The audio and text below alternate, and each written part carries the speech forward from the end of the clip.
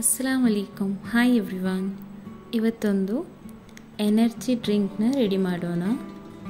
ತುಂಬಾ ಈಸಿಯಾಗಿ ಮಾಡ್ಬೋದು, ಹಾಗೆ ಇದು ತುಂಬಾ ಹೆಲ್ತಿಯಾಗಿರೋವಂಥ ಒಂದು ಡ್ರಿಂಕ್. ಓಕೆ ಫ್ರೆಂಡ್ಸ್, ಈಗ ಈ ವಿಡಿಯೋನ ಸ್ಟಾರ್ಟ್ ಮಾಡೋಣ. ಮೊದಲಿಗೆ ನಾನಿಲ್ಲಿ ಒಂದು 7 ರಿಂದ 8 ಖರ್ಜೂರವನ್ನು ಸೀಡ್ಸ್ ತೆಗೆದು ಇಟ್ಟಿದ್ದೇನೆ. ಹಾಗೆ ಒಂದು 10 ರಿಂದ 12 ಬಾದಾಮ್, ಸ್ವಲ್ಪ ಗೋಡಂಬಿ, ಸ್ವಲ್ಪ ದ್ರಾಕ್ಷಿ, ಒಣ ದ್ರಾಕ್ಷಿ. ಇದನ್ನೆಲ್ಲ ಈಗ ಬಿಸಿ ನೀರಲ್ಲಿ ನೆನೆ ಹಾಕಬೇಕು.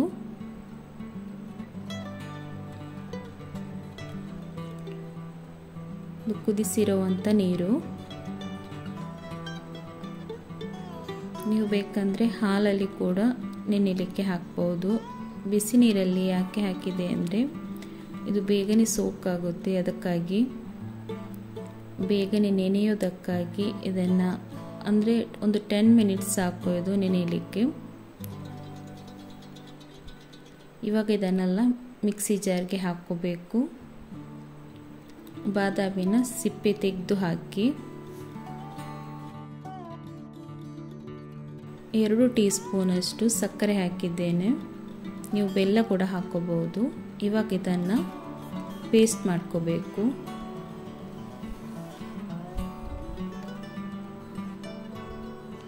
ಇದು ಕರೆಕ್ಟಾಗಿ ಗ್ರೈಂಡ್ ಆಗಲಿಕ್ಕಾಗಿ ಮಾತ್ರ ಈ ರೀತಿ ಮಾಡಬೇಕು. ನೋಡಿ, ಇದೀಗ ಪೇಸ್ಟ್ ಆಗಿದೆ.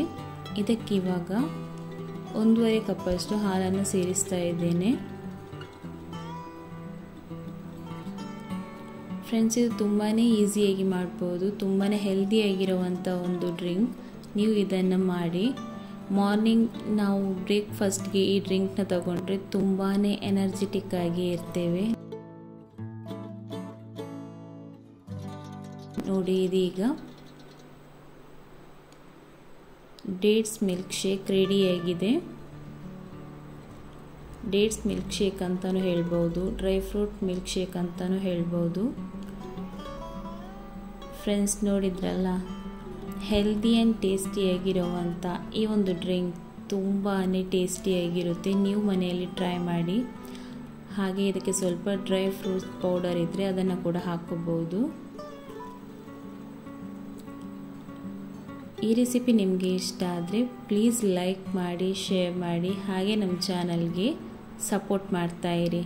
ನಿಮ್ಮ ಫ್ಯಾಮಿಲಿ ಫ್ರೆಂಡ್ಸ್ ಎಲ್ರಿಗೂ ಶೇರ್ ಮಾಡ್ತಾಯಿರಿ. ಹಾಗೆ ನಮ್ಮ ಚಾನಲ್ನ ಸಬ್ಸ್ಕ್ರೈಬ್ ಮಾಡೋದಕ್ಕೆ ಮರಿಬೇಡಿ.